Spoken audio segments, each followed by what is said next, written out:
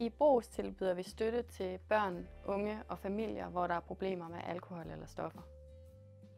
Jeg hedder Helena, og det er her hos mig, I kommer til samtaler i Brugs.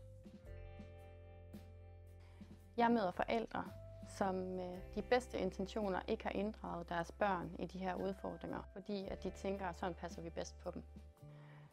De børn, jeg møder, har lagt mærke til, at mor, far eller noget derhjemme har ændret sig. Børnene forstår ofte ikke, hvad der sker, så de prøver at lave deres egne forklaringer på, hvad der er galt derhjemme, og det gør dem ofte mere forvirrede eller bekymrede. I Brugs ved vi, at det er vigtigt at tale åbent omkring udfordringerne derhjemme. På den måde kan vi hjælpe børnene med at forstå, hvad der sker, og vi kan snakke med dem om de bekymringer og den forvirring, de må have. I et forløb her får I hjælp til at tale om det i børnehøjde. Og selvom det er svært at tale om, så er det en rigtig god idé, fordi vi ved, det virker, det letter, og børnene får det bedre. Kontakt mig for en første samtale, hvor vi sammen finder ud af, hvad der er det rigtige for jer.